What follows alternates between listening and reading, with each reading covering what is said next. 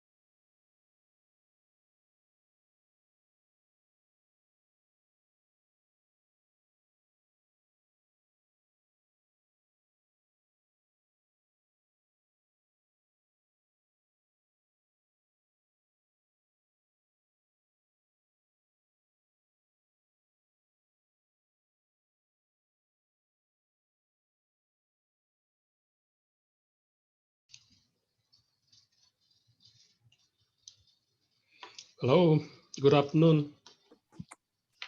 Good afternoon, Prof. Good afternoon, Prof. Okay. Good afternoon, Prof.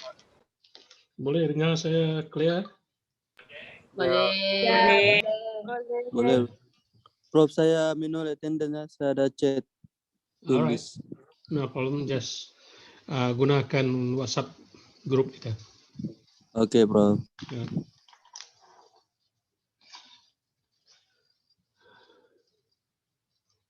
Okay. Let me see if I can go back. Yeah. Saya tutup ini sebentar. The QR code attendance saya tutup sebentar, so that I can show you the other screen on the notes and also some other information. Okay.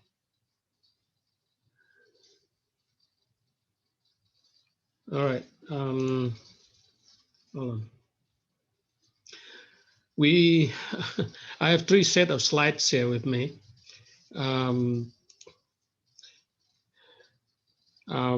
Three different slides.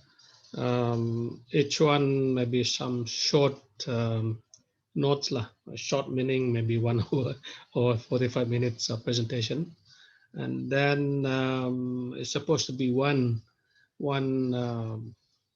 slide, but I split them into 3. Okay, so I'll start with the first one. I think this is the one.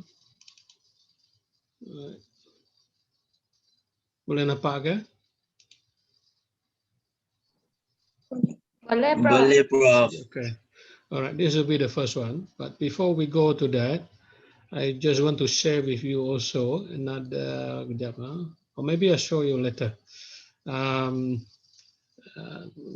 In between or during the break, I'll just show you the assignment, just to share with you the first assignment, so that you can start doing that first assignment later on. Yeah. Okay. So all right, let me go. Okay, so we're going to discuss before I go on with the lecture. Is there anything that I can, or that you wish for me to know, or something that I might have missed? Ada benda yang saya perlu tahu ke? Tak ada. So quiet mean okay lah. All right. So we're gonna look at some of the theories of growth, ya, ataupun pembangunan lah, ya, theories of development, and we're going to start with the first one, which is the classical growth theory, and the 2 persons that which are famous for this series are Adam Smith and David Ricardo. Okay, so we'll start with Adam Smith first. Yeah. All right. So what is classical growth theory? Classical because an old theory in the first place. Yeah. So the first few theories with regard to economic growth in particular. Yeah? So the classical growth theory, dia punya argument is that economic growth will tend to decrease or end, ya, ataupun berhenti because of increasing population. That's one, and also because of limited resources. So that was the argument. Yeah, if the population increase and also the resources are limited, that will result in the decrease in economic growth, or there is zero growth. Right? That was the argument. Now, in the classical growth theory, economists also believe that there is a temporary increase in GDP per person. Yeah, this temporary increase in GDP per person would also cause a population explosion. In other words, as the country becomes richer, as the countries become, has more income and all that, it will result in the expansion in terms of population. Yeah, they were talking about population explosion. Suddenly, a lot of people, a lot of birth and all that. Yeah, and that, according to the theory, would also result in decrease in the real GDP. So, well, there is some logic to that. Yeah, if you look at the argument, if we have some amount of wealth and that is being shared by the whole population, so if the population increase, what it means also the share per person or per individual will also be decreasing as well. Yeah. So because of the explosion or the increase in the population. Right. Now, the economists behind the classical growth theory also developed an idea of what they call a subsistence level to model the theory. Subsistence level meaning you can survive lah, survival level. And they also believe that if the real GDP or gross domestic product, yeah, GDP to gross domestic product or income lah, to the country, if they believe that if the real GDP rose ataupun meningkat ya above the subsistence level of income, for example, subsistence level is the level that is required for you to be able to live, yeah, to survive on. So beyond that, yeah, that will, in other words, those are extra lah. So that, according to the economists, it would cause population to increase. Yeah, so because of the increase in GDP, and that that will later on bring the real GDP back down. akan menurunkan GDP balik semula to the subsistence level. Okay. So so if the real GDP happens to fall below the subsistence level, then parts of the population would die off ataupun matilah, tak cukup makanan dan sebagainya kan, and real income would rise back to the subsistence level. Jadi ini satu teori berkaitan dengan ekonomi dan juga berkaitan dengan populasi. Right, so the relationship between population growth and also GDP. Right, so what I call hubungannya antara GDP ataupun income with the population in the country. Okay, but these are the argument. Yeah. So based on that, yeah. So but remember also the classical growth theory actually coincide with the rise in the Industrial Revolution that started in Great Britain. Yeah, so it was developed alongside the emerging conditions that was brought about by the Industrial Revolution in Great Britain. Right. So when they formulate the theory, the classical economists they sought to provide an account of the broad forces or the forces or the factors that influence the economic growth as well. Yeah, not only the factors that influence economic growth, but also the way or the mechanisms underlying the growth process, the way growth took place. Yeah. So to them, the accumulation and productive investment in the form of profits, yeah, was seen as the main driving force.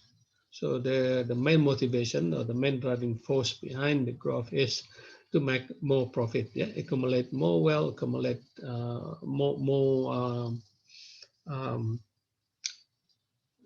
income or money, and that saving and so on will be invested, yeah, to get more profit. So changes in the rate of profit was seen as a decisive reference point, yeah, for analysis of long-term evolution of the economy. So, in other words, if the rate of profit is increasing, or the other way around, if it is decreasing, that will definitely affect how the economy will grow. Yeah, the evolution of the economy. So the analysis of the process of economic growth was really the central focus of the classical economists. Yeah, among them, Adam Smith, David Ricardo, and also Thomas Malthus. Thomas Malthus is more famous for his writing or his theory on population, yeah, population theory rather than economics. Yeah, but he is also a well-known economist also. Yeah, but his work on demography is the one that makes him more famous. Yeah. Right. Okay. So during the Industrial Revolution, and these are in the 18th and 19th centuries, of course. Yeah. The goal of the economists was to develop a scientific explanation. Yeah, they're trying to explain scientifically the forces that govern how the economic system were functioning at that time, and also besides that, they were trying to understand the actual process involved. And the third one was they were analyzing the long run tendencies and also outcomes to which they were dealing. So that was what they were looking at. Yeah. So and then they come up with the theory, right? So they attempted to demonstrate and also to promote the idea that individual initiative um, under free competitive or free competition or freely competitive conditions to promote individual goals or ends that would produce benefits or results, beneficial results to society as a whole through what is known as the trickle down effect. So in other words, they were hoping that if there is what I call some people who gets rich and all that, economy doing well, that also will eventually we spread out or trickle down to the other parts of the society. Okay, all right. So let's look at the first one. Mercantilism is one of the first system um, of economy rather. Yeah, the term mercantile system, mercantile, sorry, system was first coined by Adam Smith. And mercantilism refers to an economic theory which was developed and become popular during the 16th to the 18th centuries in Europe. These theories believe that the amount of wealth in the world was static, fixed. In other words, fixed and finite. Ya, dia tak akan lebih. It becomes fixed in nature. Yeah, the amount will not will stay static. Yeah. Okay, so fixed and finite. In other words, yang ini sudah saya posit infinite itu maksudnya will go on and on. Yeah, but they believe that the amount of wealth in the world is limited. In other words, yeah. Static and limited, and that the only way to prosper, according to the mercantilist theories, is to get all or hoard gold and tariff products from abroad. In other words, to collect all the gold and all the products from abroad, and that's the reason behind what I call this Western countries. And they go to other countries and colonize other nations yeah, just to get the products, get the wealth from those products. That was the belief then, yeah. So that was the reason behind colonization, by the way. Okay, so mercantilism is also was also commonly known as commercialism. It's also a system in which a country attempts to amass or to collect wealth through trade with other countries. Yeah, commercialism, commercialization and all that. Exporting more, of course, than it import.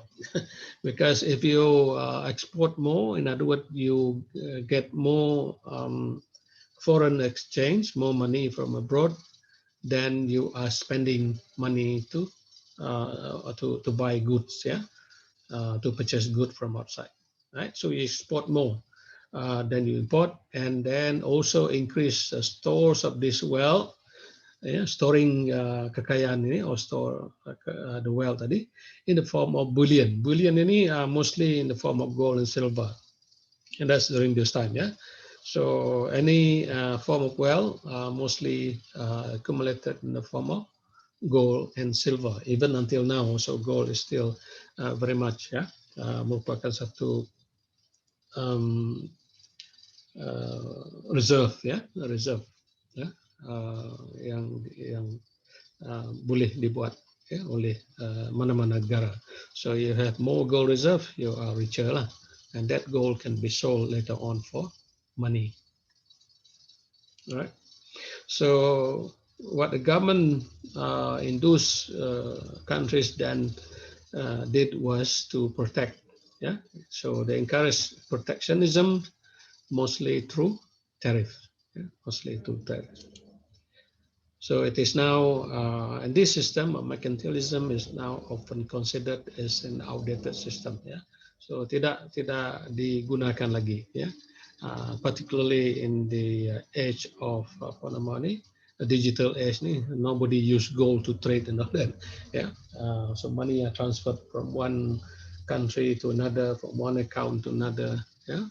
Tidak melalui uang yang sebenarnya, but through online transfer and all that.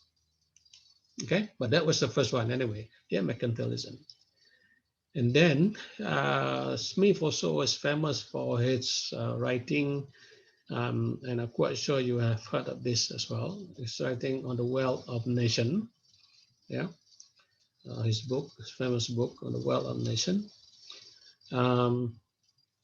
So mercantilism is thought to have begun his intellectual eclipse ataupun ending lah. It ended with the publication of Adam Smith's Wealth of Nations. Jadi itu merupakan penghujungnya, ya, the end of mercantilism with the publication of Adam Smith's Wealth of Nations. Okay, so Smith ini berbahasa ataupun Scottish philosopher. As a profession lah, yeah, by trade. So he wrote the book to more or less to upturn or to upend the mercantilist system, to end the mercantilist system. So simple interpretation and economic history suggests that Smith ruthless advocacy for free market. So Smith he promotes or he propagates, or promotes free markets. As opposed, so he was opposing the mercantilist doctrine ataupun system, which regulation heavy. Yeah, in other words, a lot of regulations and all that. In other words, a lot of government interventions involved in mercantilist doctrine ataupun mercantilism tadi. Right. So Smith is the, if we can say, the father of free market, right? So his argument is that Smith's thesis was that humans' natural tendency towards self-interest, yeah, natural tendencies towards self-interest, to serve their own interest, or in modern terms, looking out for yourself lah, and that results in prosperity ataupun kekayaan. Okay, so Smith argued that by giving everybody or everyone freedom to produce, to exchange goods, as they please. Ya, ini dikatakan free trade lah. And opening the markets up to domestic as well as foreign competition. People's natural self-interest, according to him, would promote greater prosperity or kekayaan than with stringent government regulations. And I think what he's saying is true lah. Nowadays we can see that in countries where the practice of freedom to do what they want to do without government regulations and or stringent government regulation, for example, that country tend to be rich lah. I mean, some individuals. I'm talking about individuals in the particular country, right? So Smith believed that human ultimately promote public interest. He's talked, although he was what he was saying is that self-interest is very important, but at the same time, in the end at the end of the day, according to him, ultimately it will promote public interest through their everyday economic choices. Yeah, he or she generally neither intends to promote the public interest nor knows how much he is promoting it. In other words, unknowingly, he is also promoting public interest as well. Right. Okay, so in his writing, An Inquiry into the Nature and Causes of the Wealth of Nations in 1776, Smith states that this is the direct quotation of what he has written. Yeah, by preferring ataupun pemilihan the support the domestic to that of foreign industry, he intends only his own security. In other words, he is looking into his own interest. And by directing the industry in such a manner as it's produce maybe of the greatest value, ini bahasa orang putih berbelit-belit sikit lah. He intends only his own gain. Jadi kepentingan sendiri saja, ya, untung untuk sendiri. And he is in this, as in many other cases, led by an invisible hand. Invisible hand ini adalah macam ada tangan tapi tidak nampak, ya, to promote an end which was no part of his intention. In other words, promote public interest tadi, ya. But he's talking about invisible hand di sini. What is this invisible hand? This invisible hand adalah yang dikenali sebagai the market forces, ya, that you cannot see, right? But the market is out there, which determine what is what business is good, ya. What you should be doing, ya, based on market forces, based on market demand. Itu dikatakan oleh Smith. This is the beginning of the modern economic theory lah sebenarnya. Alright, so further he said the automatic pricing and distribution mechanisms in the economy, which Adam Smith called invisible hand tadi, ya. So the price and distribution too is based on market demand and supply. So this invisible hand interacts directly and indirectly with the centralized top-down planning authorities. Jadi ada kesan, ya, terhadap the central planning authorities, right? The government and so on. Yeah. So Smith insight into the idea of invisible hand di sini was one of the most important of the history of economics and remains one of the chief, yeah, justification for free market ideology. So if you're not familiar yet, or you don't know yet where this market ideology come from, it is from Smith, right? Smith was the one talking about it. Okay, so let's look at the government versus the invisible hand, or the government versus the market forces, in other words. Yeah. So the government, and this includes the politicians, the regulators, and those who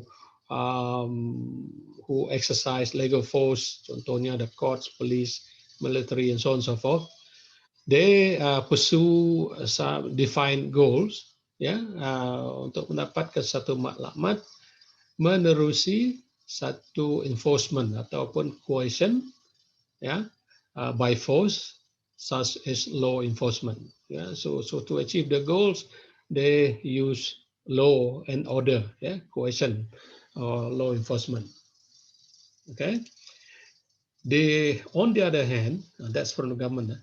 On the other hand, the invisible hand tadi ataupun macroeconomic forces or the free market tadi um, depends on supply and demand. Yeah, supply and demand, or buying and selling. What the profit and loss will occur voluntarily until government policy inhibits or overrides them. Jadi it just happen by itself, ya. Kadang-kadang rugi, kadang untung. But until the government policy, until government interfere ataupun um, membuat satu interference dengan undang-undang dan sebagainya, dengan polisinya, which can stop or override this forces tadilah, yeah, you know that. Right. So in this sense, it is more accurate to suggest that government affects invisible hand and not the other way around. So it's not market forces which affect the government, but rather the government or the people who makes policies, who control the law and order and so on. These are people who actually will affect the market forces or the invisible hand that Smith was talking about. Okay, so when people and businesses individually make decisions based on their willingness to pay for good or service, that information is captured dynamically in the price mechanisms. In other words, the price determines whether or not people are willing to buy or willing to sell. Yeah, the price mechanisms. Yeah. So this in turn will allocate resources automatically. What it means is that the resources, whatever resources available, will be allocated to a business which make profit, for example, and you take away resources from people or from business which doesn't make any profit, for example. Yeah, so this allocate resources automatically towards the most valued ends. In other words, you will invest, for example, in industry or in activities that brings benefits or profit, right? But when government interfere with this process, what will result is unwanted shortages, surpluses, and so on and so forth, yeah, because of government intervention. Jadi, according to Smith, government intervention is not good because it will interfere with the market or price mechanism or market process lah, ya, resulting in unwanted shortages, kerana tak cukup makanan, bahan dan sebagainya because of government intervention. For example, what we're doing now, yeah, at this time we're talking about COVID-19 vaccines and all that, right? If you leave it to the market forces, then the price of the vaccines and all that will depend on demand and supply.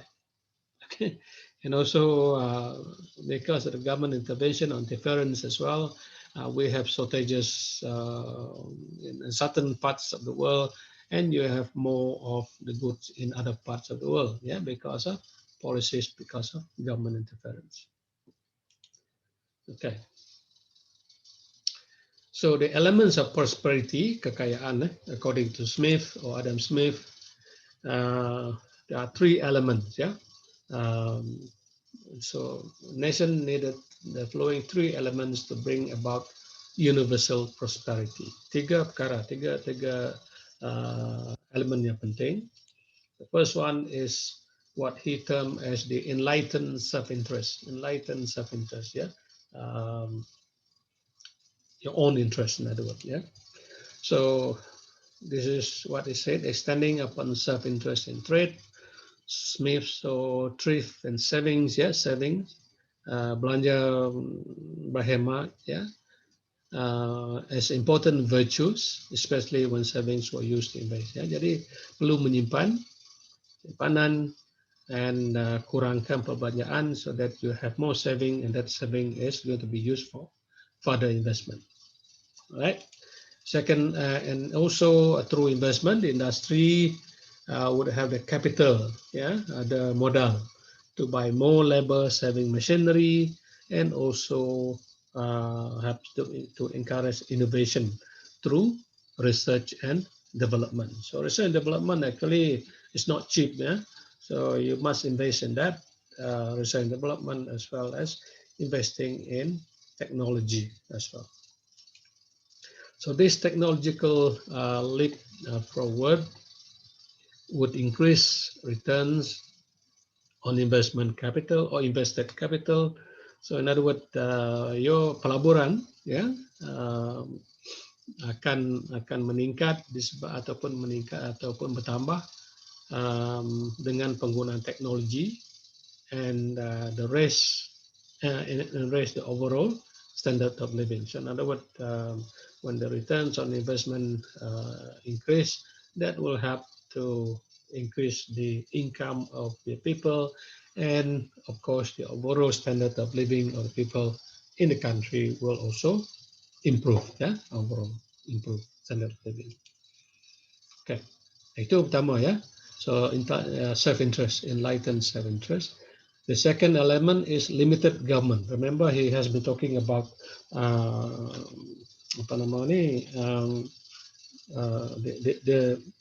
the problem with too much of government interference. It is so he believed that the second element is there must be limited government. Yeah. So Smith saw the responsibilities of the government being limited to the defense of the nation. So the government can provide universal education. They can provide public works, roads, bridges, and so on, and also the enforcement of legal rights to properties and contracts, and the punishment of crime. So that, according to Smith, should remain the responsibility of the government, right? So he cautioned against larger bureaucratic governments. In other words, government should not be too big or too large. Yeah. In his writing, he mentioned that there is no art which one government sooner learns of another than that of draining money from the pockets of the people. How true is that? Well, I think there is some truth. Some countries they have very few ministers ataupun secretaries, they call them, but some countries do have a very big government, macam-macam nama kementerian dan sebagainya, department and so on. So all these governments need to be paid. I mean, people who work in those positions need to be paid, and they definitely make use of money, the tax, that's taken, and that's from the people and so on, so they spend on by the government, in other words, all right. So the leaner the government is, the better, according to him, rather than having a very big bureaucratic government. Yang kedua, so limited government. Yang ketiganya, the third one is solid currency and free market economy, right? Free market economy and also solid currency. So according to Smith, he proposed a solid currency which are twinned with free market principle, disatukan lagi dengan free market principles.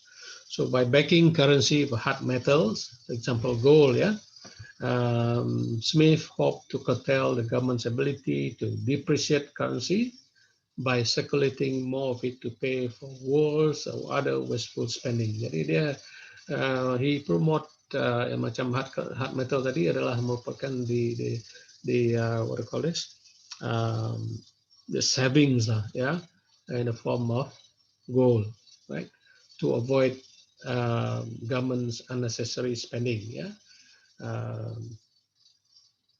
wasteful expenditures and so on.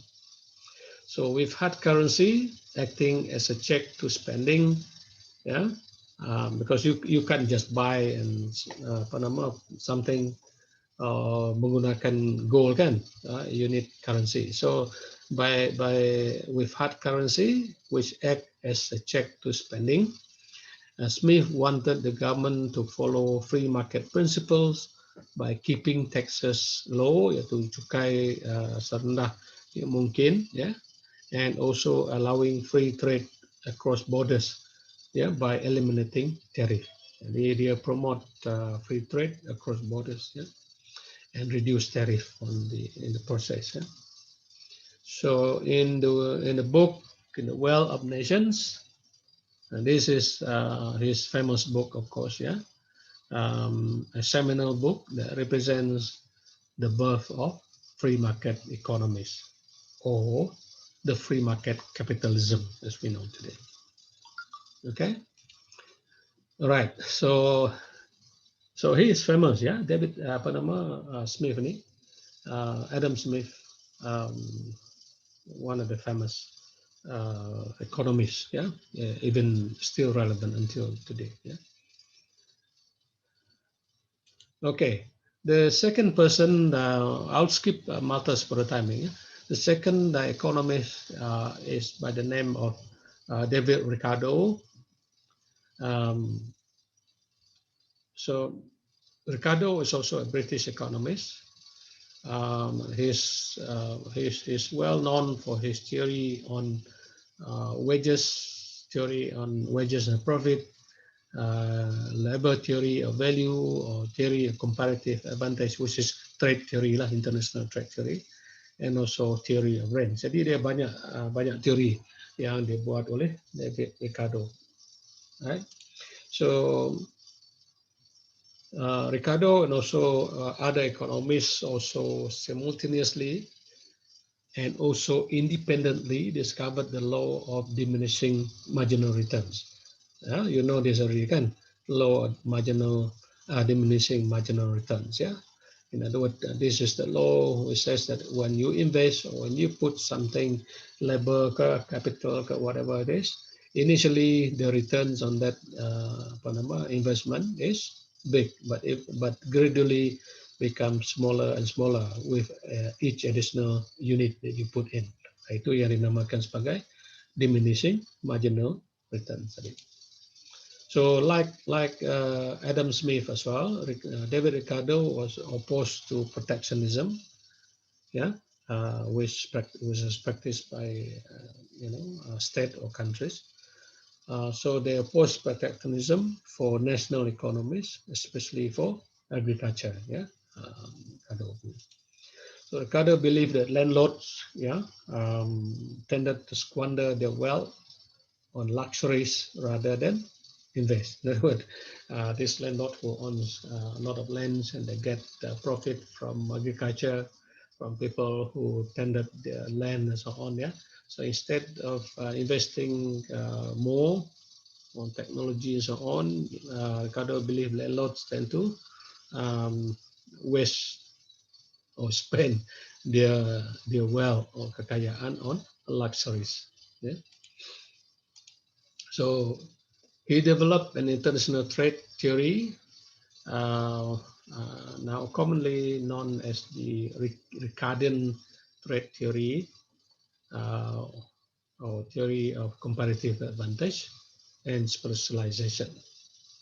Okay, so that's his contribution here about trade theory to economics. So these two concepts broke with the mercantilism. Remember, mercantilism is where the government plays a very, protectionism. Yeah. So he broke away with this mercantilism, which was the ruling economic doctrine before the introduction of the free market economy. Sorry. So that's basically kalau nak cerita panjang cerita cerita Ricardo ni, right? when I teach development economics, I discuss quite a bit on trade theory, and one of which is the um, comparative advantage theory, theory of labor, and so on and so forth. Yeah, but I will not go into that detail in this discussion today. Right. So if you want to read more on this Ricardian trade theory, you can do so. Yeah, on your own. But um, just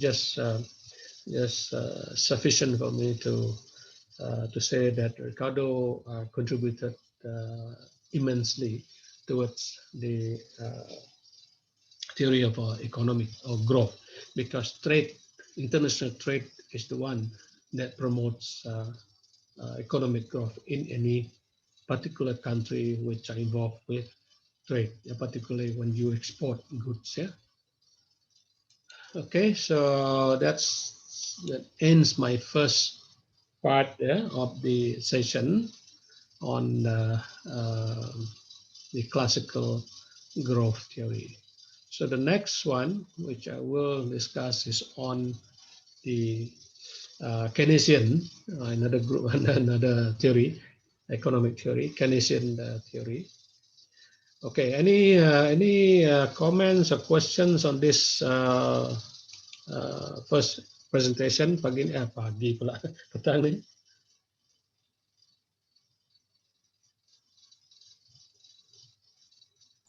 Okay, anything? Are you following me? Yes, Yes, doctor. doctor. Okay. All right. So we move to the second one. Yeah. I know according to the Panama curriculum schedule, we have to discuss all these three Panama group of theories untuk hari ini dalam masa 4 jam. I try to, but I don't think I can last for 4 hours lah. But I try as much as possible. Okay, to cover all those three. Okay, so if you don't mind, we continue on the Keynesian theory. Yeah, all right. So I'll just close this one. I have uploaded this one, by the way, on Ellipse. Yeah? All these notes are available on Ellipse for your future reference. Yeah? Okay. Here's a screen, the second one. Okay. All right. So the second one is, sorry, that's the end. All right. Is the early development theories, Keynesian, from the person himself by the name of Keynes. Yeah. Okay. All right. So Keynesian, the macroeconomics theory, or the aggregate demand and multiplier effect. So he talks about supply and demand. And this is the modern economics theory, actually. Yeah, talking about demand and supply. Right. So he's talking about macroeconomics. John Maynard Keynes' system, his contribution on the general theory, employment, interest, and money. Right. So it talks about employment, it talks about interest, and also money. Yeah. So he lived during the Great Depressions, right? And he in the 10 years of Great Depressions, 1929 to 1938. Right. So during the depression, possibility of underemployment, there were a lot of unemployment, yeah, or underemployment as well, yeah.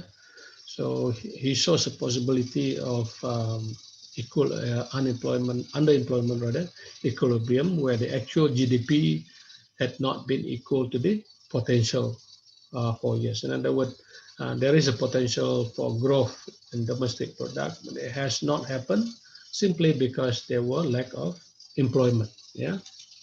So the Keynesian model And just quickly on this, I'm not very good with this Keynesian model anyway. I'm not a real economist, but I try as much as possible to explain what the model is about. Yeah. So the Keynesian model distinguishes. The first one is the actual GDP. In other words, what the gross domestic product happens to be at the moment or right now.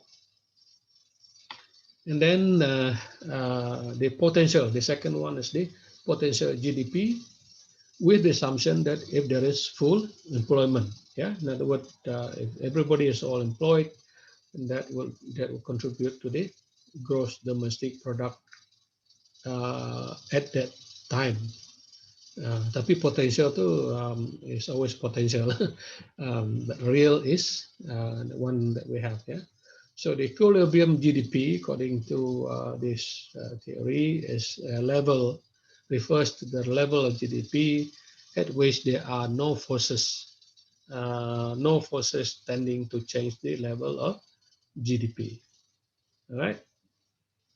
So, oh, by the way, that's this is his real picture. Ini artist impression of his lah. Keynes when he was in 1919 and then when he was in 1945, right? Okay. Keynes, as mentioned earlier, he was a 20th century British economist, known as the father of Keynesian economics. Yeah, he's the father of Keynesian economics. His theories of Keynesian economics address, among other things, the causes of long-term employment. So his concern was what happened during long-term unemployment. Yeah. In a paper entitled "The General Theory of Employment, Interest and Money," he became an outspoken proponent of full employment. In other words, of course, everybody wants full employment lah. So he was a proponent, or rather champion, yeah, full employment and government intervention as a way to stop economic recession. Jadi dia kata government can do something, yeah, to stop economic recession.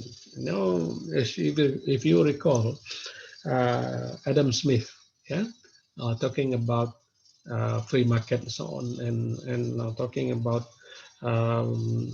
government limit government interventions and so on. But Keynes, on the other hand, in his theory, he see the role of the government, particularly in times of economic recession. It so happened that during this period, the world was undergoing depression, particularly in the Western countries. Yeah? So the basic concept of this theory is that the level of employment in a particular country is determined by the aggregate demand, yeah, and also supply, yeah, aggregate demand and also aggregate supply. So according to him, or Keynes, the volume or the number of employment is given by the point of intersection between the aggregate demand function and the aggregate supply function. So where those functions meet, that is the point of employment. In other words, demand meets supply. That is the point where the number of employment or the volume employment is. Yeah. Okay. So what is aggregate demand, by the way? Yeah. For those of you who still remember, this is more or less just to refresh your memory. So aggregate demand is an economic measurement, yeah, of the sum of all goods and services, yeah, keseluruhannya, all goods and services produced in an economy, right?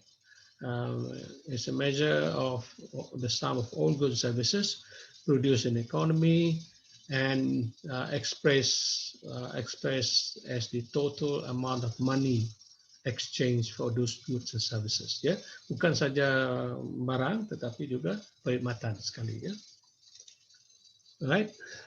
So aggregate supply, on the other hand, sorry, I should put what is aggregate supply here. Sorry about that. Yeah, let me change that.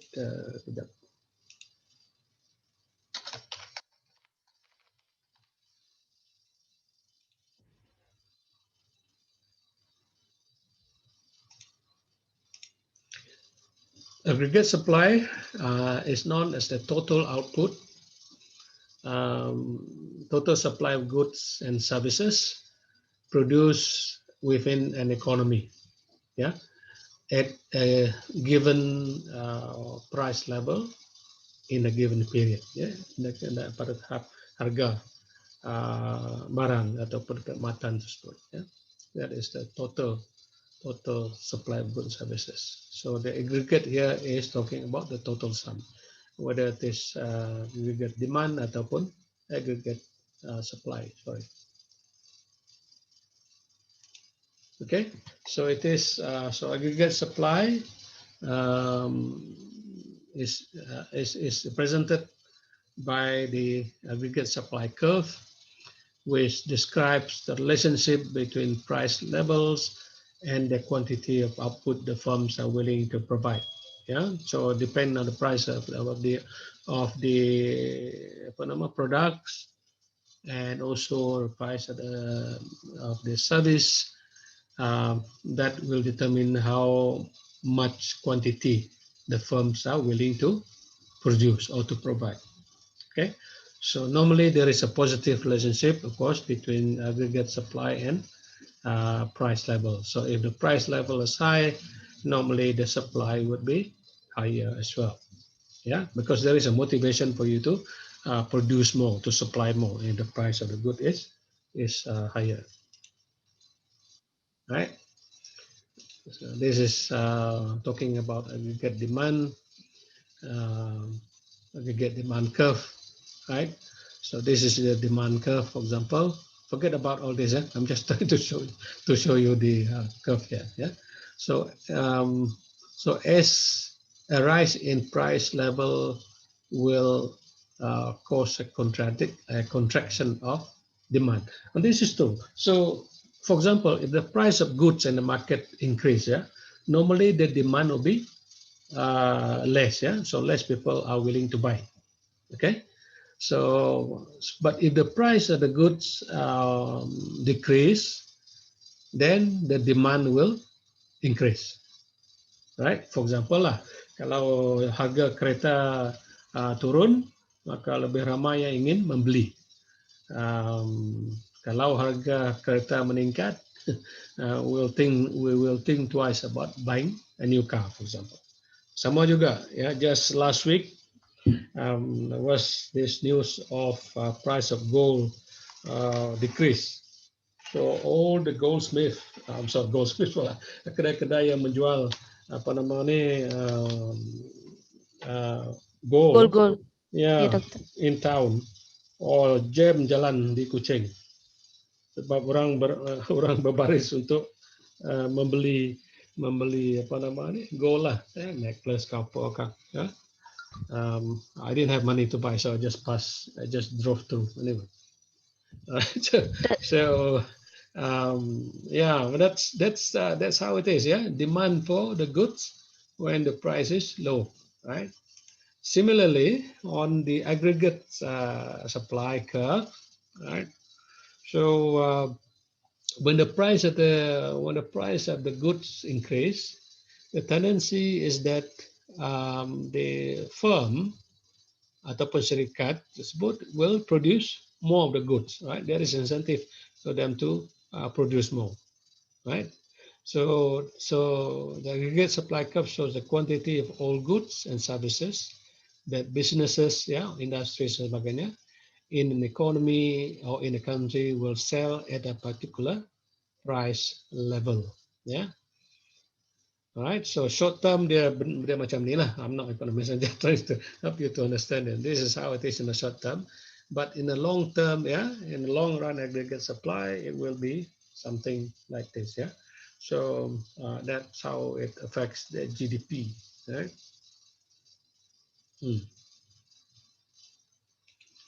Okay, so John John Maynard Keynes believed that unemployment was caused by lack of expenditures, kurangnya perbelanjaan within an economy, right?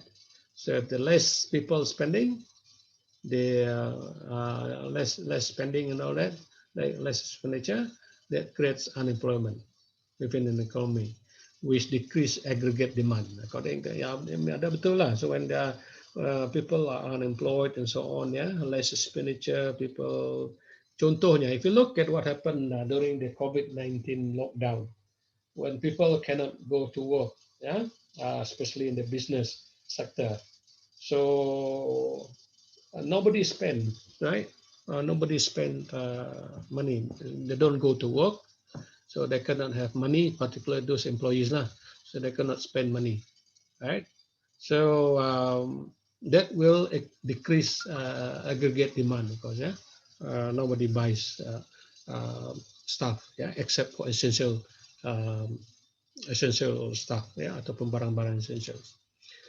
And this means, according to the theory, Keynesian economics, it's a sharp contrast to the laissez-faire. Laissez-faire is where there's free for all, in that it believes in government intervention. So Keynes believed that government need to do something, yeah, during that time just to solve the problem of unemployment, right? So it needs government intervention.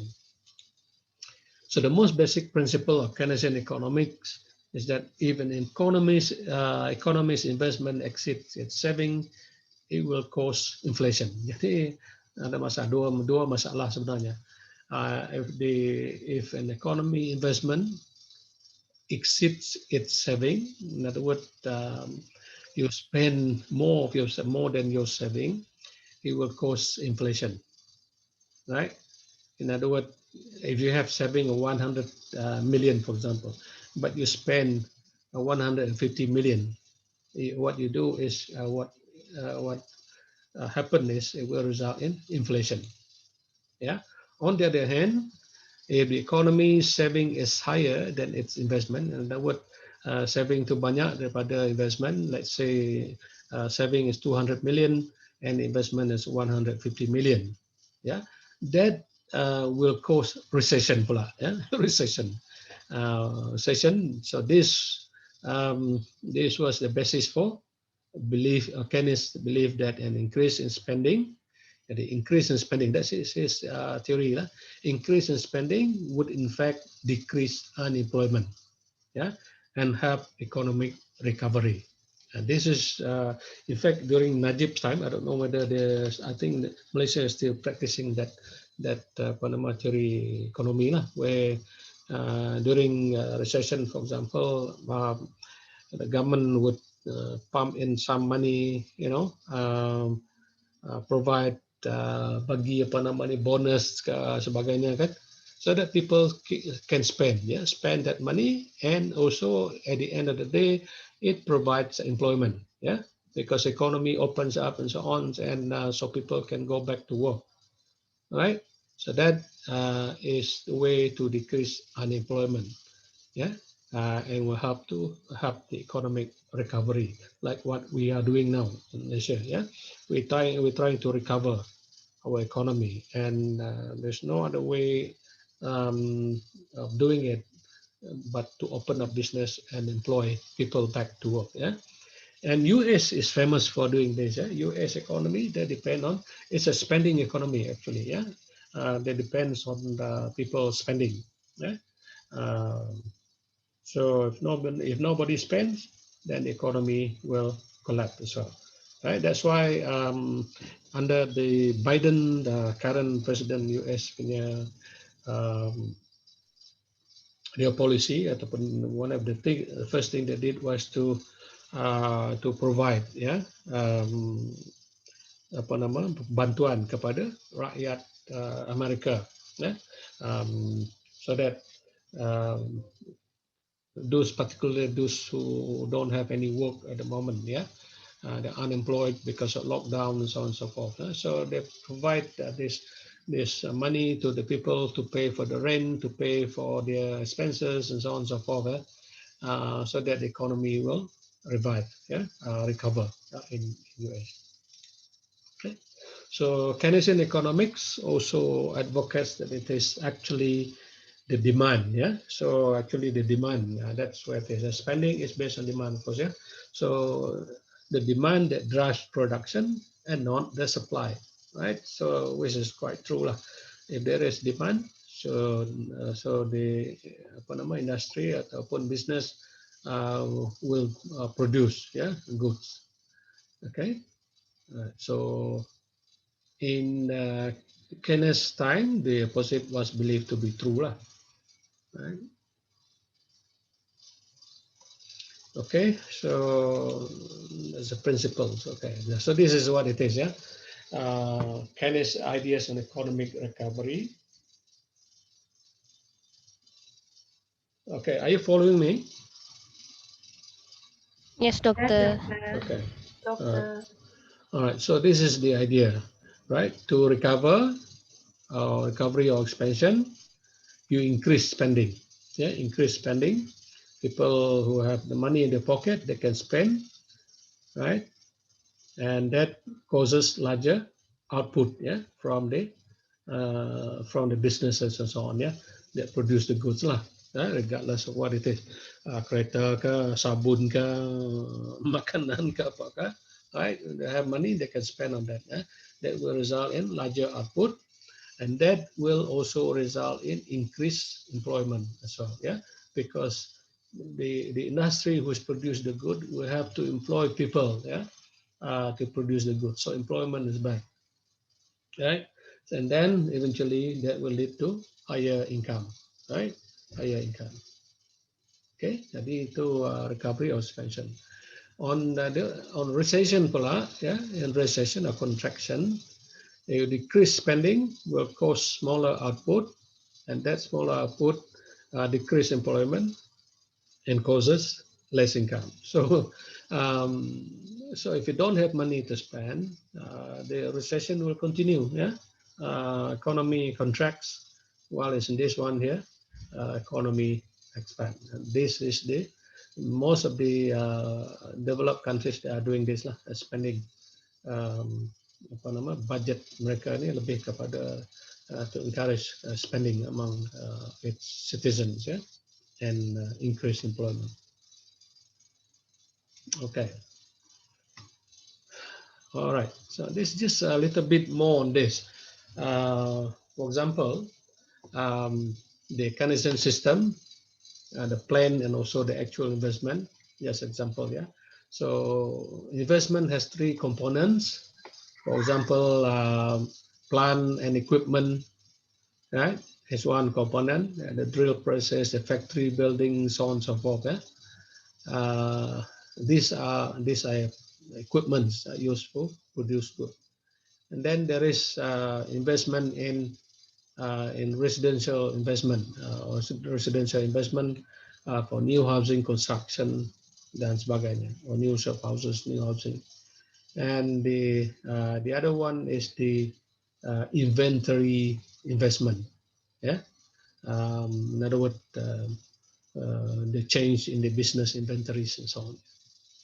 Okay, so the first two, the plant and residential investment ini, are consciously planned. These are something that is properly planned. Yeah, although of course plans can change, of course. So you have a alternative plan and so on, but they are planned. Unlike the investment, yeah. So inventory investment can be unplanned. For example, if a store or factory fails to sell what it had expected to sell, it will wind up with more inventory than it had expected. In other words, it has more units or product in their inventory as a result. So stores with unplanned inventory investment will cut back on orders cut back on orders, resulting in reduced production at the factory, right? And result in layoff and also a recession as well. Okay, so the consumption function, according to Keynes, is the key. Yeah, in other words, you increase consumption, spending tadi lah, yeah. So you must not shut down on consumption. You should encourage spending, yeah. But consumption depends on the level of course lah, level of disposable income. How much of the incomes are disposable that you can spend? There's some income which you cannot spend. For example, some fixed income which you must pay your rent, house rent, which you must pay for your car, yeah, monthly payment and so on, all right? Macam-macam lah, yeah. Those are not called disposable. Disposable income are those income which you can spend, yeah, not already committed. So some consumption is autonomous or independent of the disposable income, of course. Kadang-kadang tidak ada kaitan, ya, dengan disposable income. And it may depend on other factors such as wealth or stock values. Yeah. Okay. So the consumption function, which was proposed by Keynes, is C will be equal to CO plus CY Y minus T. Di mana CO adalah autonomous consumption, CY is the marginal propensity to consume. Yeah, the increase. Yeah, marginal propensity to consume. Okay, the sorry, Y minus T is the income minus tax. Yeah, yang so the tax is the one that is not disposable as well. Okay, so assuming that you assuming that you have taken loans and all that to buy houses and so on, but on top of that, your income is also taxed, dicukai, and that is the income that you cannot spend as well, right? So, right. So this autonomous consumption dicampurkan dengan marginal propensity to consume based on the income tolak tax tadi lah. Right. So the marginal propensity to consume plays a central role or part in the Keynesian system. Yeah. Right. So this is just example here. This is on this x-axis is the DPI or the disposable income. Yeah. Disposable income, and this on this y-axis is the propensity to consume. Yeah, right. So what you can see from this graph, this is based on real data. Yeah, so the income will be equal to DPI equals to disposable income plus the consumption, right? So the PCE here is equal to personal consumption expenditure, right? So the personal consumption expenditures depends or has correlation with the disposable personal income, right? So how you consume, your consumption is based on your disposable personal income. Yeah, the more personal income that you can dispose, the more consumption that you will make lah. Itu maksudnya. Okay. Right. So there is a regression line that you can predict, yeah, based on the level of DPI, of level of personal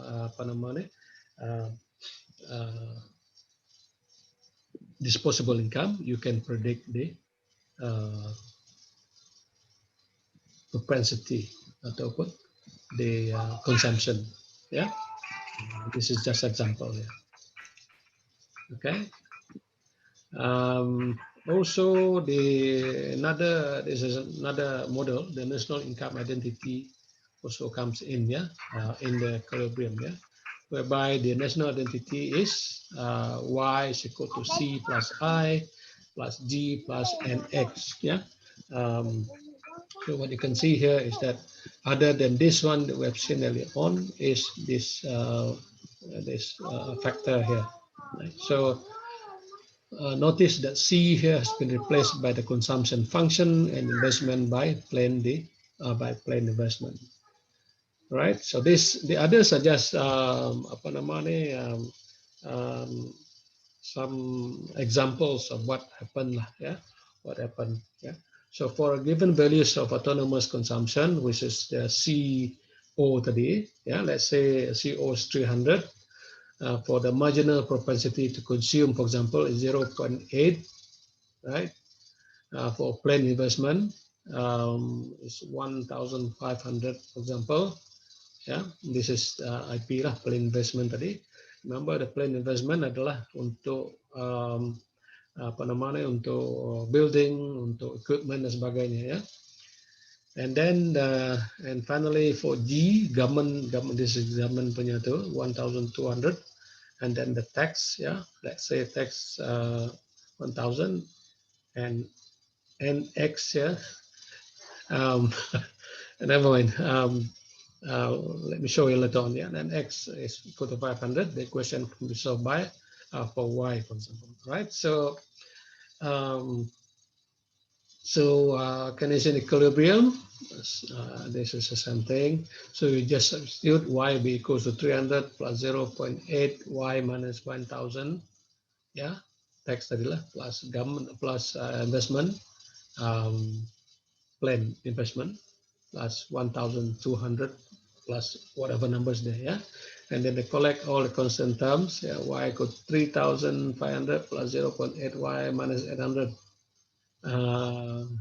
So y will be equals to 2,700 plus 8 points. So subtract 0.8 y from both side equation.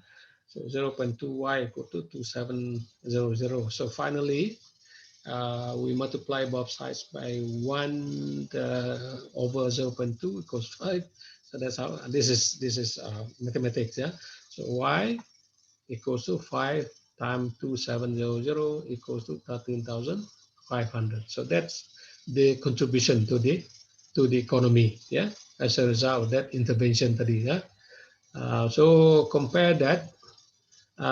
We also can have what is known as the multiply effect. Yeah, according to this theory, what you do is you rerun the previous exercise and raising plain investment by 500. Yeah, so you raise that by 500 instead of 1,005.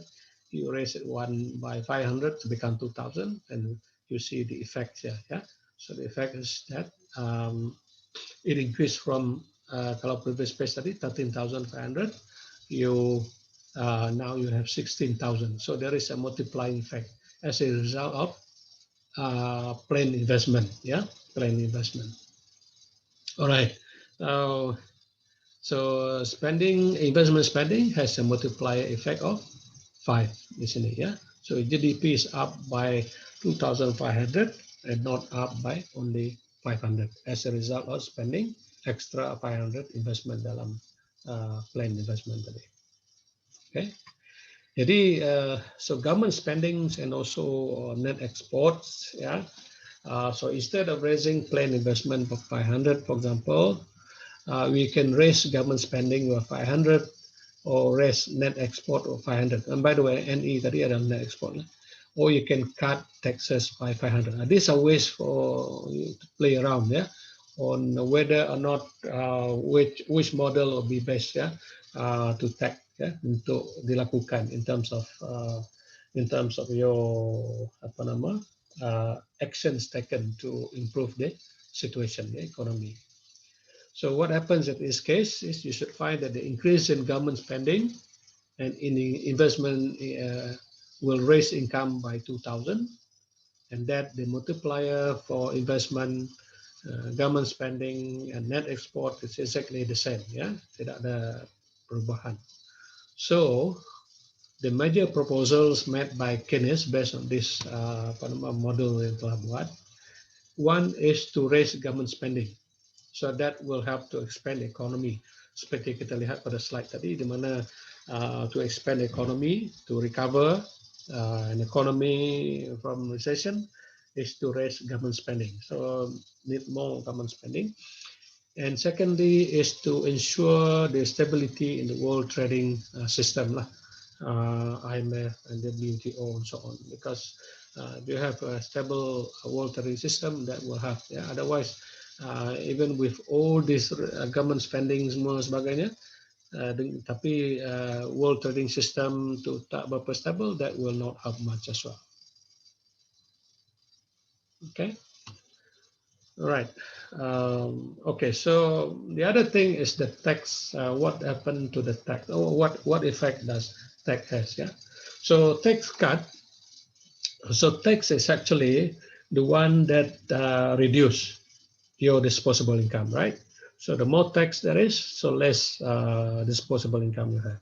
So tax cuts actually will be good, yeah, because that will increase the increase the disposable income that you can spend, you know what, right? So tax cut have multiply effect, but not the same effect as the direct government spending. The reason behind that is that part of any tax is saved, not spent, ya. Jadi cukai itu kadang-kadang tidak dilaburkan semula, tidak dibelanjakan semula, tetapi disimpan, right? So not spend, ya. So consider tax cut, for example, tax cut of 500, ya, contohnya. Okay, we cut tax 500, right? Then that's the effect there. Jadi kalau kita bandingkan dengan yang dulu tadi, instead of 16,000, we have only 15,500. So GDP is up by 2,000, not up by 2,500. In other words, from 13,500, it only goes up by 2,000 to 15,500. So only up by 2,000. Yeah. Not up by 2005 as with investment. Jadi investment itu lebih baik, ya.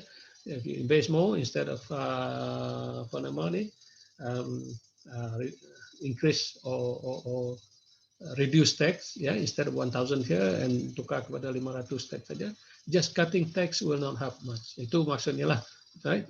So the idea is that by cutting taxes will help, but not as much as if you increase investment, right?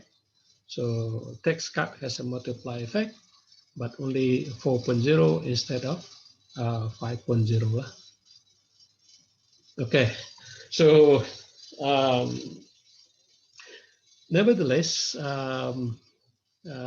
this theory, Keynesian theory, also have several criticism as well. Yeah.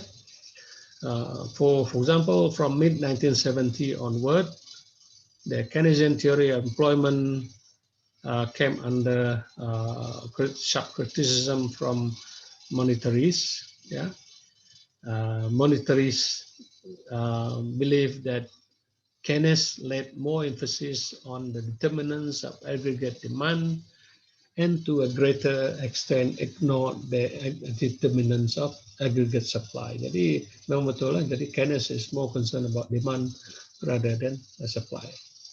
The general theory of Keynes is applicable to the developed economies or to developed countries, right? And not so much for the underdeveloped or less developed countries. Okay, so the Keynesian concepts are not very useful for policy purposes in less developed countries, and that's what people have been saying lah regarding the Keynesian theory. Jadi lebih sesuai untuk negara yang sudah maju, ya, Keynesian theory ini. Why? The simple one tadi lah, contoh tadi adalah untuk government to inject more money. You need money, but when the government doesn't have money, when the country is poor, where is that money come from? Ya, untuk for you to inject into the economy, right? Tapi negara yang kaya, they can do that, yeah, but not poor countries. All right, so that's basically a very short one on Keynesian theory. Yeah. Again, if you want to know more about the Keynesian theory, yeah, at least dari segi prinsipnya lah, yeah, you can read on banyak lah. I find there's a lot of that in the internet as well. Yeah, if you want to know more about this. But it is an approach, yeah. It is an approach, yeah? Approach to development. That's what I'm saying. Okay. Any question? Ada soalan? Tiada. No, Okay. Doctor. Kalau tidak ada, we take a short break, maybe 10 minutes break. Boleh ya? Sure, Doctor. Saya pun nak masak air nih, nak minum kopi sekejap. Sure, Doctor. No Alright. problem. Thank you. See you then, ya. Take a break and then we come back later on. Right?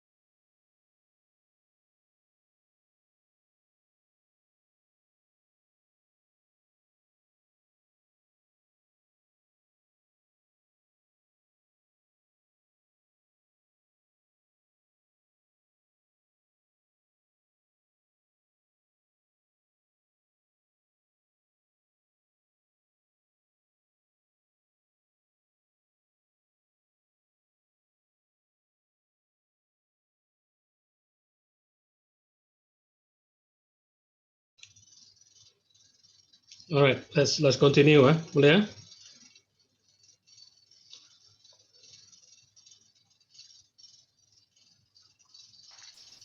Can, Doctor. Alright, I'll continue for maybe an hour or less, depending on how fast we can go, yeah? All right, so the third one is the modernization theories, actually, yeah? Teori modernisasi. All right, so what does this theory say? This is from Moore, adapted from S. Moore. Okay, jadi teori ini banyak ditumpukan ataupun fokus more on why certain countries lack development, yeah, or underdeveloped. Jadi, so looking at causes of lack of development or progress towards modernization. So it is observed that some countries have not been able to modernize, and that is seen, ya, tidak dapat modern lah, ya, is seen to be the result of internal factors ataupun faktor-faktor dalaman, right? For example, poverty, is one of those factors which has prevent the country to move forward to become a modernized countries, more advanced. Yeah. Secondly is the culture. Yeah, the culture of the people who live in the country. They call it inadequate culture, but it's more to the culture of wanting to or willing to or improve or something like that. Yeah. Okay, so those two, yeah, poverty and inadequate culture. Okay, let's look at some of the historical background, sejarah sedikit ya tentang teori-teori modernisasi ini.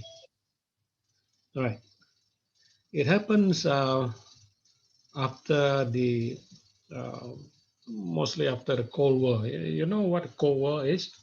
Cold War refer to the more or less the war between the big country, US and Russia, yeah, mainly. Okay. Um, let me adjust this. Something is moving. All right. Okay. All right. Okay. So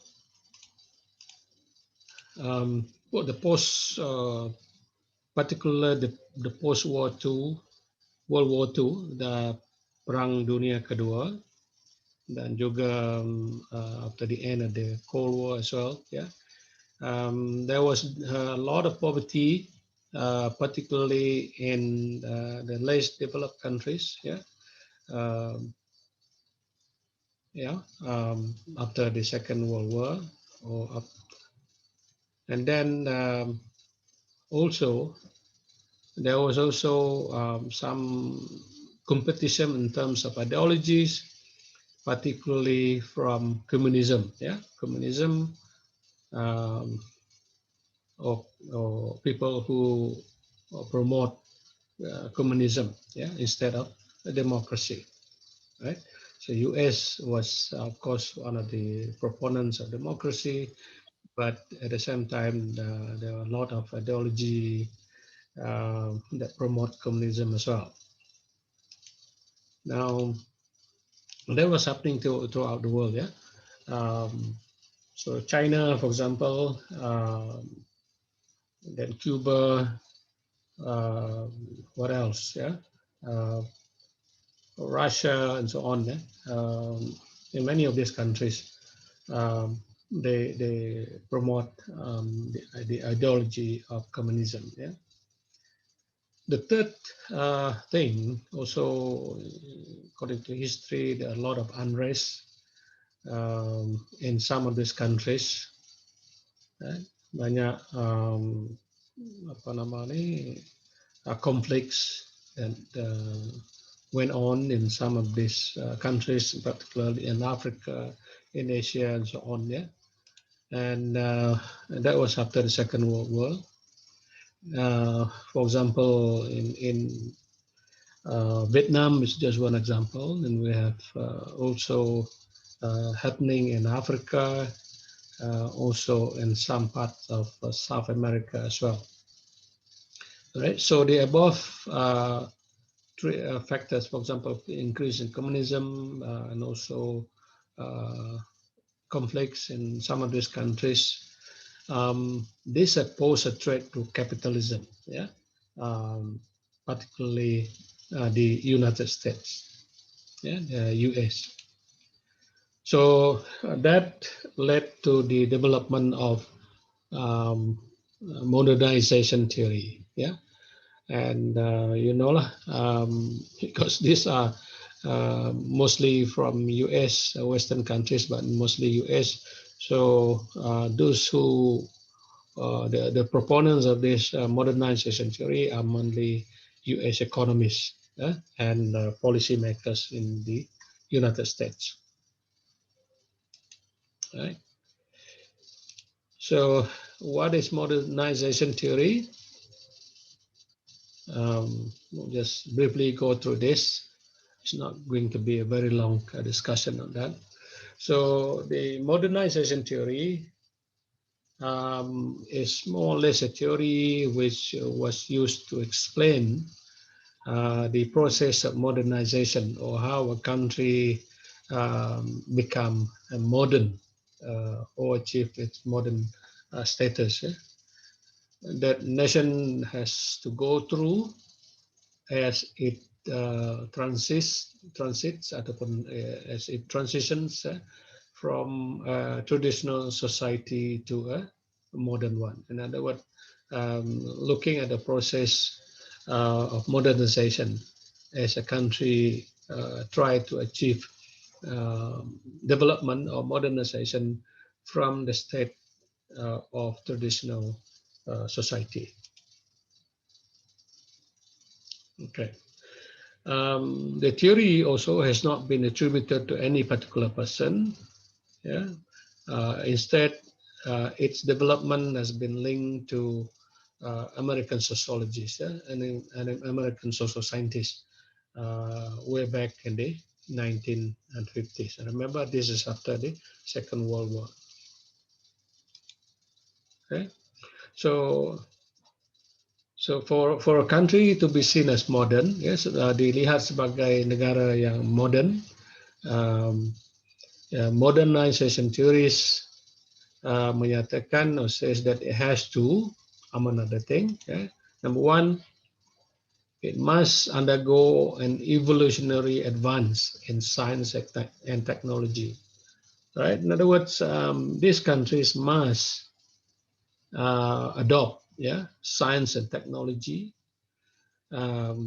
must advance in this field of science and technology, and then which in turn would lead to an increased standard of living for all. Jadi itu yang dikatakan, ya. So any country who wants to modernize, who wants to become a modern country, a developed country, must undergo an evolutionary advance, must have advancements in science and technology, and through that will help to increase the standard of living of its citizen. Itu yang the argument of this modernization theories tadi, ya. Perlunya ada science technology for development, and also that will have to increase the standard of living. Yeah. So the some of the proponents of this modernization theory include Walter Rostow. He came up with theory of development as well. Lewis also came up with a structure model of development. Talcott Paulson, and Daniel Lerner among those proponents of modernization theory. Right? So all of them felt that the rest of the world needed to look to the Western model of modernity. Ya, itu satu perkara yang penting, ya, ataupun yang mereka katakan bahwa if you want to develop, you must look at the model of development of the West. So look to the Western model of modernity and pattern the society like the West in order to progress. Itu yang susah sikit, ya. Patterning your society like the West in order to progress. So what does it actually mean? Itu termasuk bukan saja physical, tetapi dari segi pemikiran, ya, in terms of attitudes, in terms of your thinking, and so on, ya. Itu mereka percayalah. So the aim of these theories, modernization theories, is to number one, to explain why poor countries fail to evolve into modern societies. Ya, mengapa negara-negara yang kurang membangun, yang tidak dapat mencapai pembangunan, tidak dapat evolve into modern societies like what is happening in the Western countries. Secondly, was aimed to reduce the spread of communism. That's a second important point. Yeah, to reduce the spread of communism by presenting capitalist values, ya, nilai kapitalis as the solution to poverty, baik untuk membantu apa namanya poverty ataupun kemiskinan di kebanyakan negara yang sedang membangun. Alright, okay. So it has become, yeah, modernization theory tadi has become increasingly influential, particularly since the Cold War ataupun especially since the post collapse of USSR, yeah, United Soviet Republic, yeah, of Russia. Okay. Now let's look at the first one. Yeah, the first theory is by Rostow, yeah, known as the Rostow's theory of economic development, or rather Rostow's evolutionary ladder macam tangga lah, of development, and the economic factors. Ya, okay, dia melihat pembangunan itu merupakan seperti menaik ataupun naik tangga, right? Climbing a stair. You must start from below, and then in order to reach the top, right? So there are certain steps, that certain steps that you have to go through, right? So so she's looking at a process, yeah.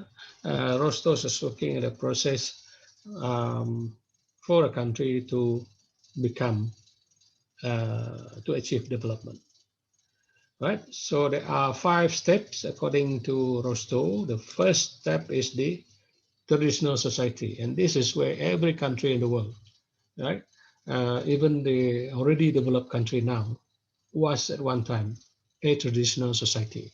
Yeah, so it started from there, right? Some countries, maybe the very least developed countries in the world, maybe still at this level, yeah, traditional society, where there's a lot of poverty, where the primary productions and apa namanya banyak traditions, traditional values and so on are tied to the productions. Yeah. Yeah. In other words, even the tools they use for production also very traditional and so on. Yeah. And then the country will have to go through the second phase, which is known as the preconditions for takeoff. The preconditions for takeoff di sini banyaklah. For example, you need to have roads, you need to have maybe ports or airports and so on, yeah, to provide the condition for industries to develop and so on. Right? So the West assists in terms of development by giving aid and industrial investment to these countries. Remember that the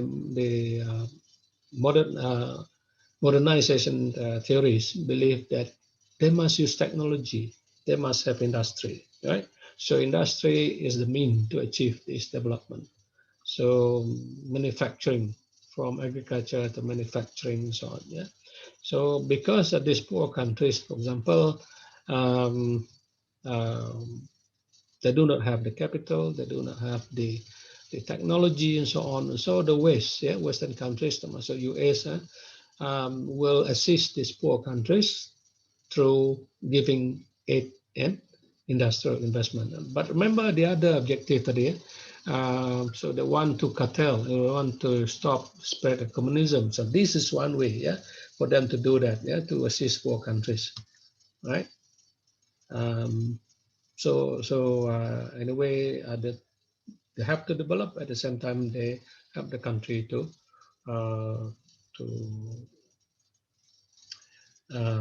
move away from komunisme, ya, ataupun untuk untuk masuk sebagai communist countries. Okay, the third one then is the take off, ya. This is when you have all the preconditions, sudah ada jalan raya, ada railway, ada airport, ada and so on and so forth, transportation system, system banking and all that sudah ada. Then there is this third stage. Third stage is where there is a high economic growth and investment in infrastructure. Jadi perlu ada, ya, perlu ada pembangunan dari segi infrastructure yang perlu dilakukan, hospital, universities, and whatnot, ya, road transportation, marketing facilities, and so on and so forth. Right, that's the third one. The fourth one is the step, tangga anak tangga yang atas lagi adalah the drive to maturity. So when this economic growth sudah ada, it achieve maturity stage, trying to expand all that. So there must be some economic and cultural factors needed, yeah, that can lead to increasing prosperity for all. Yeah, so there's this the cultural change is also involved here. Yeah, which will have to come in order to sustain the economic growth in the country.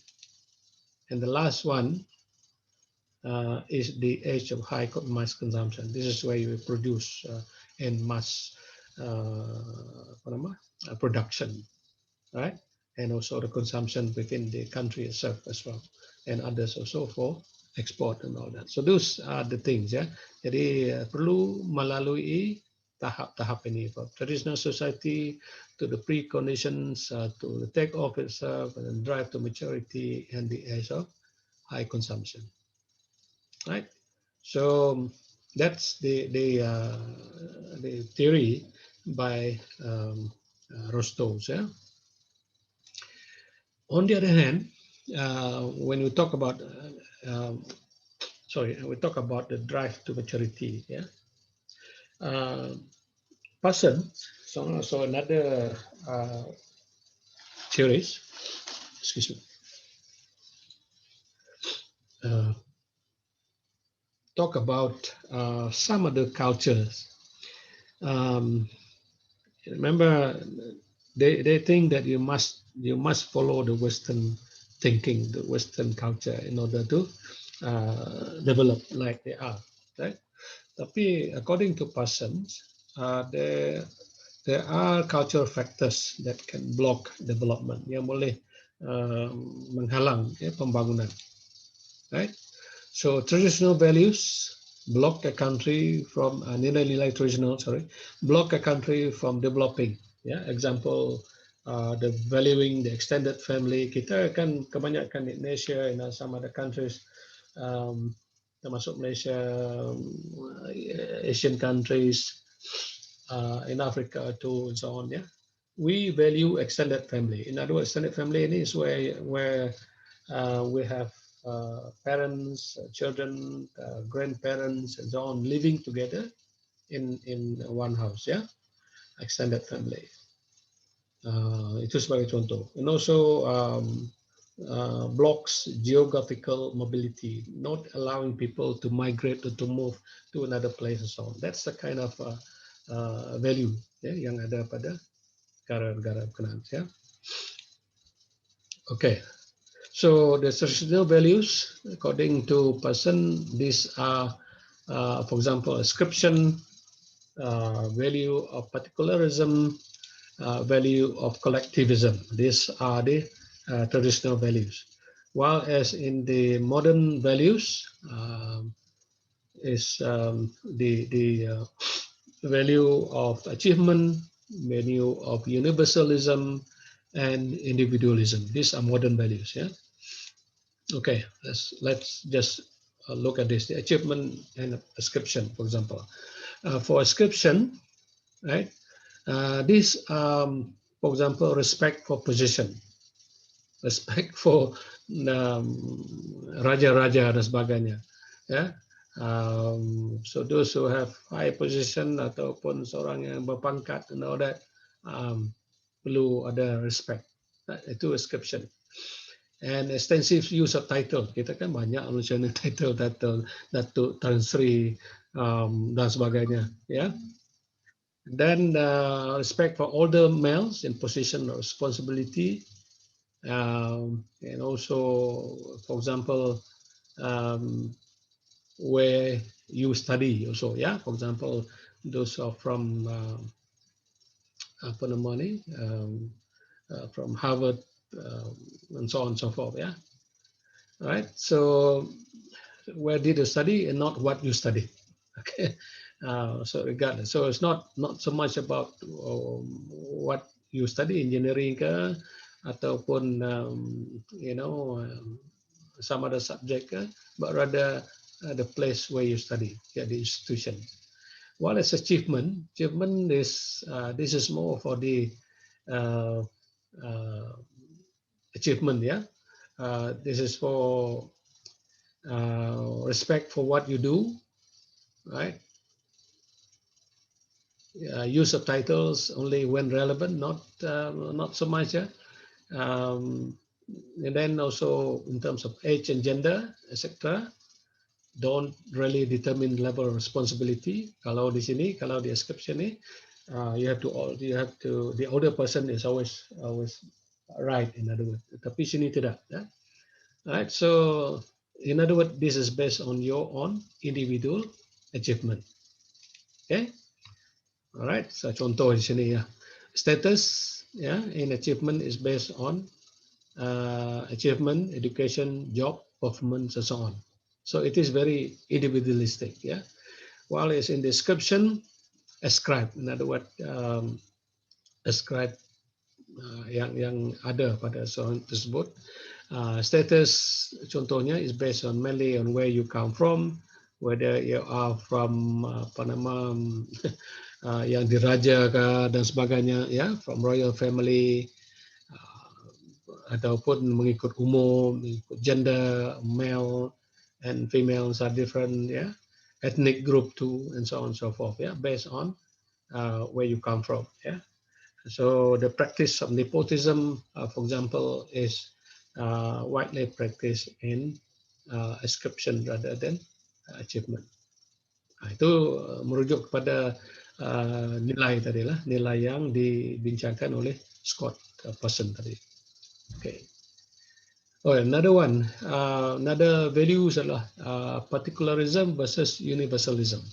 Now, particularism is more to what is happening in the value held by people in the less developed countries, yeah, as opposed to universalism, which is practiced in the Western countries. Nah, contoh di sini, boleh nampak gambar ni? Kalau di Western countries, right? Kalau queue, kena queue lah, tak boleh potong-potong, ya. Even as this guy is the son of the boss, for example, right? You cannot jump queue. You have to follow the queue, right? Tetapi in other parts of the world, some part of the world, I would say, that if you are connected to the boss or to the one higher up, you can cut the queue, right? Jadi dia boleh potong queue.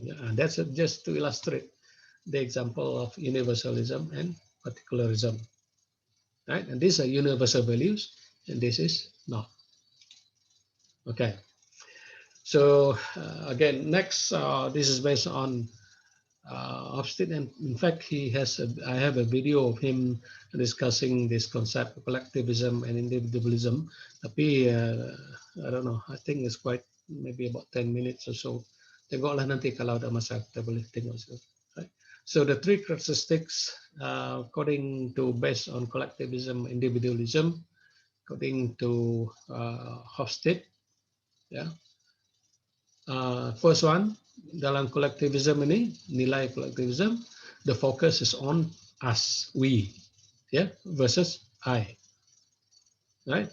Tapi dalam individualism, this is the non-conformist, and it is the pursuit of individual own goals rather than the community or the family goals. Yeah, and the emphasis on collectivism is also on belonging to an organization, right? Belonging to an organization. Okay, while as in the individualism, the emphasis is on individual initiative on achievement. Jadi kalau di sini collectivism is the achievement of the organization is more important than the achievement of the individual. All right. Jadi this is where we are different. For example, I mean the traditional culture of many of these countries. Yeah. And another one on collectivism is avoiding pointing out mistakes. Untuk they call it to save face, ya, supaya orang atau kawan rakan itu tidak malu, ya. So you don't want to point out that you make mistakes or others make mistake and so on. Tapi dalam individualism, everybody has a right, yeah, to a private life and to their own opinion and so on and so forth. Okay. Jadi those are just example of some of the characteristics of collectivism and individualism. So individualism is what is the the nilai ataupun the values that is encouraged by the Western societies, and they encourage people in the non-Western societies also to follow these values as well, yeah, or to adopt these values as well. Okay. Now, so in a way, it is the West that plays a very important role in as far as development is concerned, yeah, in developing countries. Okay, so Western countries must invest in factories, in industries, and also technology expertise, so on, yeah, and they use loans from World Bank. Or they allow these countries to take loan from the World Bank, hoping that this will trickle down, yeah, to the rest of the country. Yeah, yeah. For example, this just example, having factories, industries, and so on. Yeah, to generate income, and hopefully that will trickle down. Secondly, Western funding is also required to introduce meritocratic education, yeah, which encourage what I call the values of universalism, individualism, and competition, and that is according to Leeds. Yeah? So these are values which has proven to be successful in the capitalist society, right? So that those values has to be instilled through the education system that they have.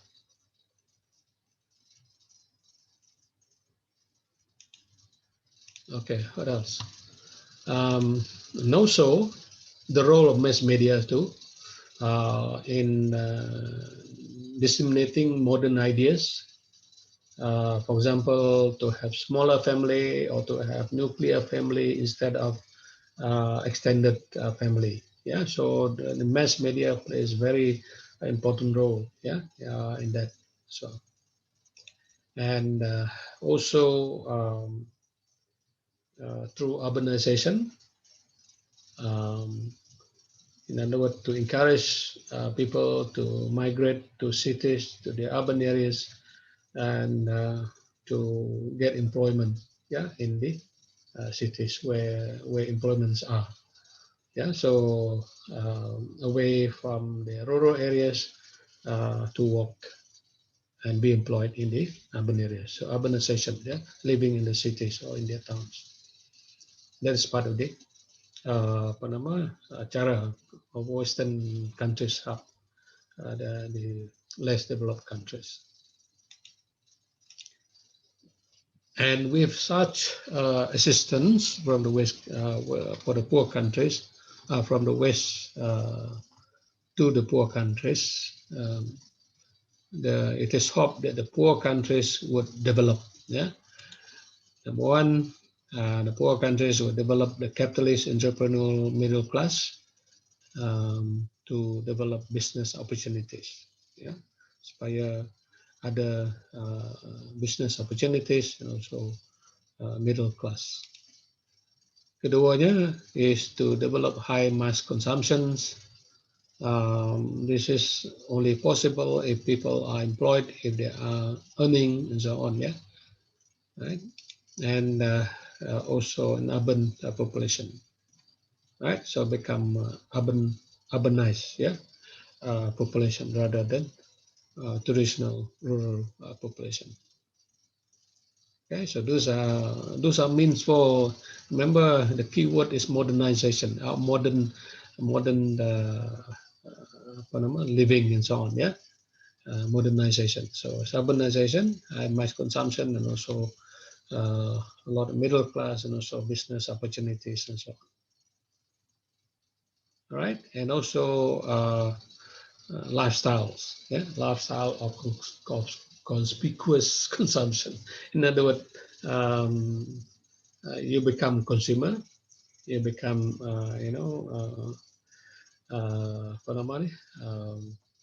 consume goods produced, yeah, by industries and so on and so forth. Yeah, could it be clothing, a vehicle or cars and so on and so forth. Yeah. Right. That's what they're doing in the West anyway.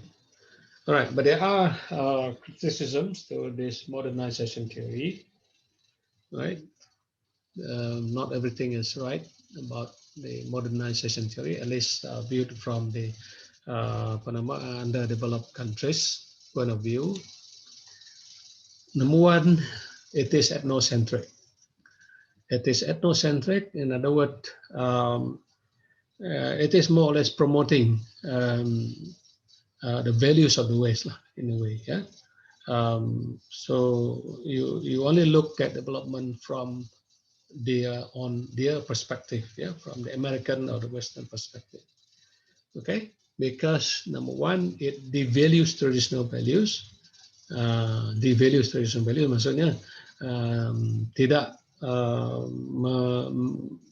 memberi penekanan terhadap nilai-nilai tradisional, and also social institutions. For example, the institution of extended families, right? So Western people, just because they don't like extended families, so they think that is bad.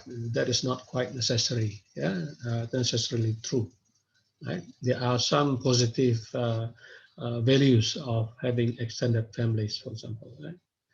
Number two, it is also ethnocentric because it ignores the increasing inequality within and also between countries.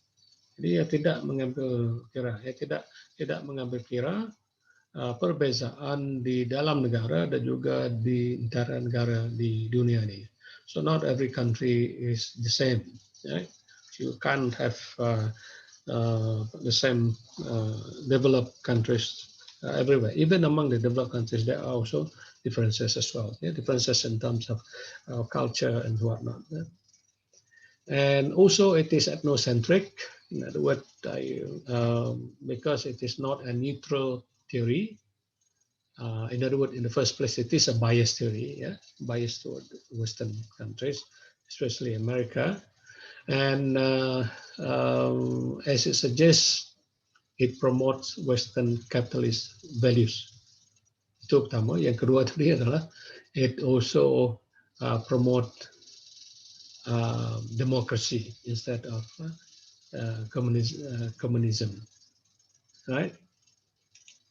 Okay, so that's the first one, yeah, the first criticism.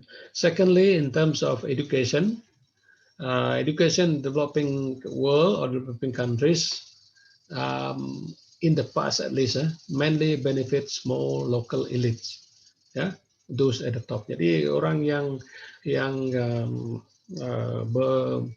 mempunyai peluang, right? The elite group in the society, in the country, tend to benefit from the education system, for example, right? So they go to college, yeah, elite college, Harvard and whatnot lah, yeah, for example, while as the majority may not be able to benefit from that, right? And thirdly, it also assumes unlimited natural resources, which is not true. Yeah. So the assumption that there is these natural resources are forever going to be there for industrial expansions. Yeah.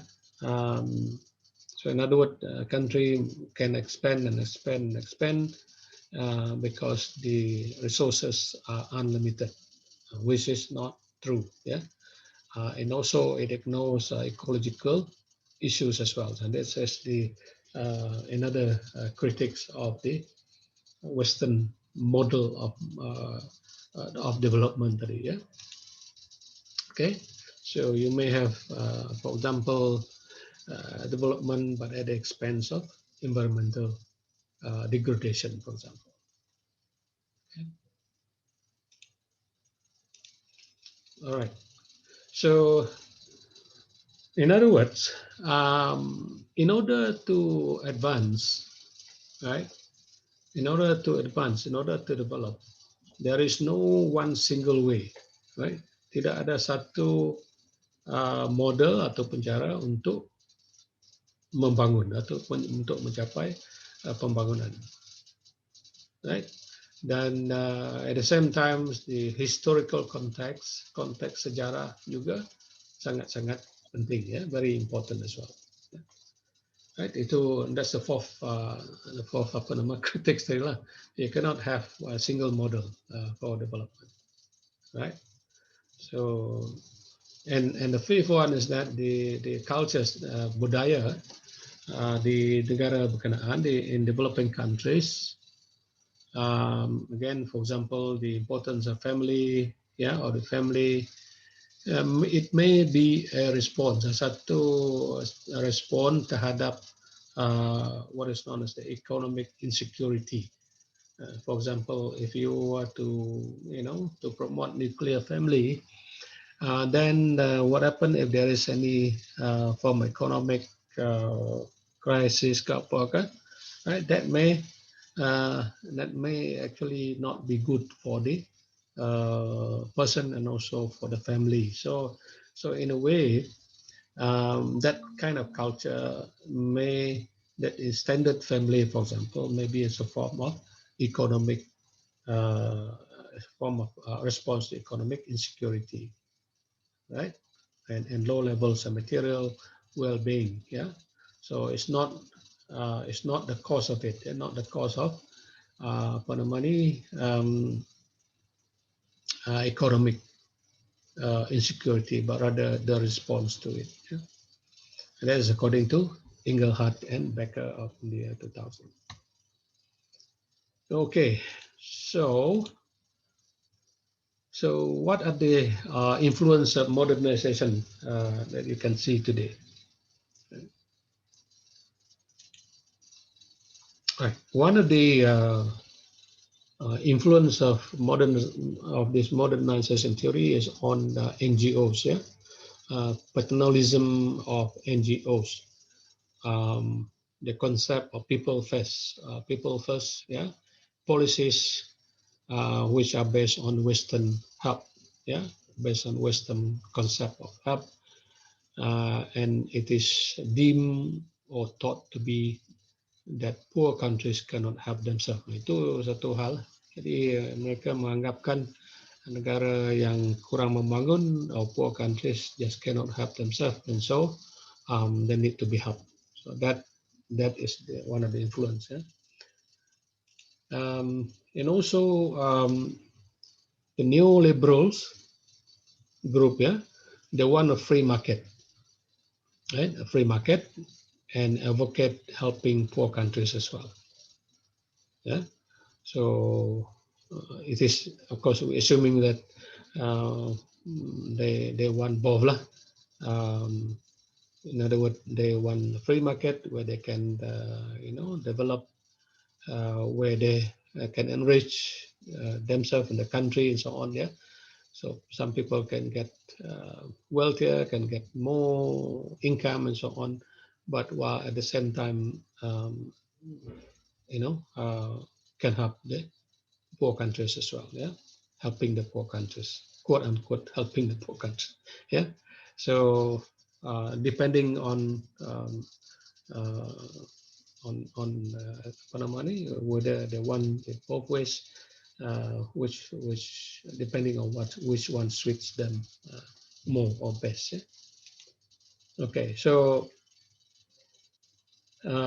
new, and then there is the new modernization theories. Ada yang baru lagi. This is the new one. It's an improvement of the modernization, existing modernization theories. Yeah, the one by Samuel Huntington, and I think you must have read his work, his book, or his writing on the clash of civilizations and the remaking world order. Yeah, which hypothesized that a new post-Cold War order lah. Jadi yang Samuel Huntington ini mengatakan the war between countries later on is not based on geographical regions or whatnot, but rather not on ideology, but rather based on culture, conflict of culture, or what he called clash of civilizations. Okay, so prior to the end of the Cold War, societies were divided by ideological differences, mainly between democracy and communism. Yeah, that's what the two largest group. Yeah, one democracy and the other communism. And these are different ideologies. Okay, so his thesis, I mean Huntington's, Samuel Huntington's thesis, is that the most important distinctions among peoples are no longer their ideological, political, or economic. Yeah, that's not what differentiates them. What is the most important, according to Huntington, is the differences in terms of culture. Yeah, they are cultural, and this is the one that that he taught, that one day there is a conflict between Western culture and, for example, Eastern culture. For example, yeah. All right. So new patterns of conflict, according to the neo-modernization theory. New patterns of conflict will occur along the boundaries of different cultures. Itu di kalangan budaya yang berbeza, and also the patterns of cohesion will be found within the cultural boundaries. Jadi kekuatan ataupun satu grouping of cohesion will be found di dalam boundary, cultural boundary tersebut. Yeah? So the strength is from there, right? So he talks. That's what he was talking about. Yeah, talking about the clash of culture, the clash of civilization, and not so much the clash of ideology, not so much the clash of different economic system or political system. Right. So in his book, he argues that there are 8 cultural zones in the world. 8 cultural zones in the world. Number 1 is called Sinic. Number 2, Sinic is something associated with the Chinese. Number 2 is the Japanese culture. Number 3 is the Hindu culture. Number 4, the Islamic culture. Number 5, the Orthodox culture. Number 6 is the Western culture. 7 is the Latin American culture, and the 8 is the African culture. Right? This is what it is. Yeah. If you want to know more about this, you can read on this link that I provided here. You just click on this, yeah, and then you can see the details of that descriptions. Yeah, a summary rather. It's not the whole book, but a summary of the books, the main points in his book. Yeah, right. But I have listed here more or less to describe each of these different cultural zones that he was talking about. Yeah, number one is the cynics. Now, this is the common culture of China and Chinese communities in Southeast Asia, including Vietnam and Korea. And this is grouped under Sinic punya culture, right? Yang keduanya adalah Japanese culture. Even though Japan is quite close to Korea and China, but they have their own unique culture, right? So the Japanese culture, according to Huntington, distinctly different from the rest of Asia culture. They are different from other Asian cultures. And then they have the Hindu, and this is of course the Indian culture, which is identified as the core Indian civilization.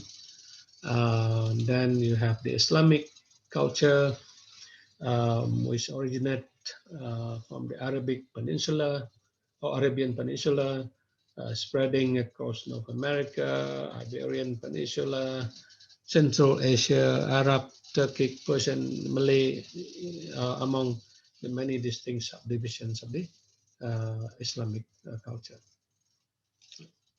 Then the fifth one is the Orthodox. This is mainly centered in Russia, and it is separate from or different from the Western Christendom culture,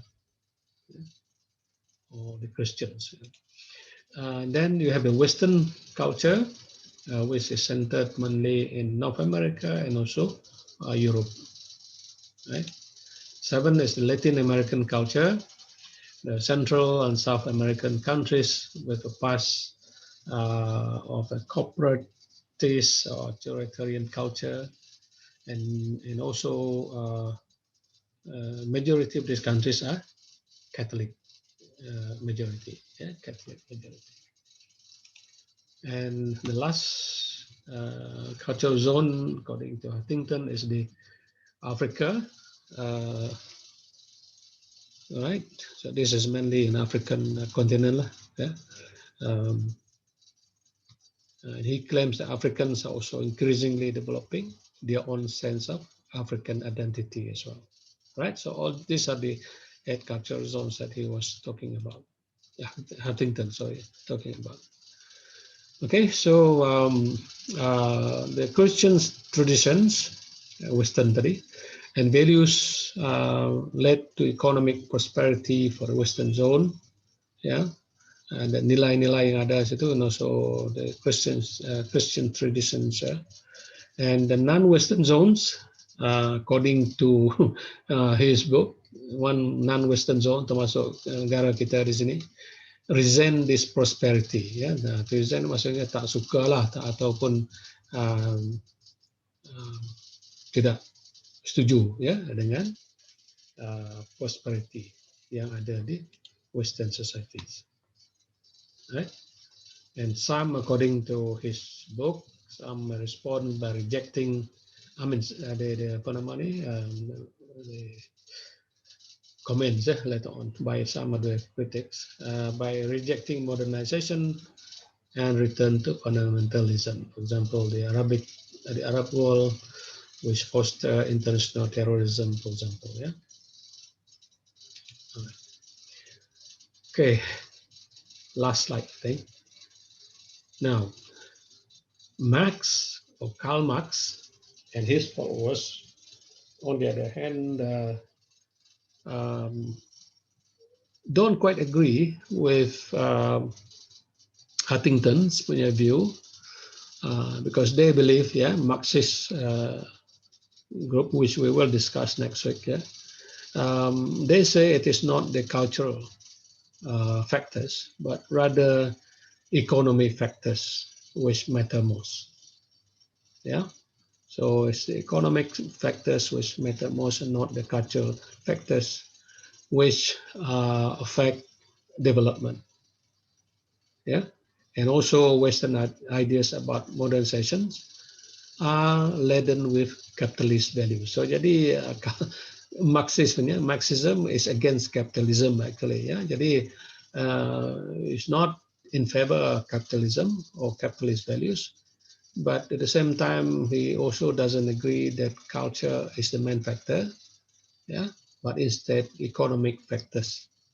So we talk about economic factors is the means of production and all that, which we will discuss later on, yeah, next week when we talk about Marxist theory of development, and a little bit we talk about Marxism and also some bits about the ideology behind communism and all that. All right, so that's the end of my presentation for today. It's rather brief. It's meant to be brief. I didn't want. It's not supposed to be in great detail. So the details, kalau nak tahu, you can read more on this. Just type the keywords and so on, and then you can explore more. Yeah. So next week we will look at apa nama Karl Marx. Yeah. Marxist theory of development or theory of economic development. All right. Any question?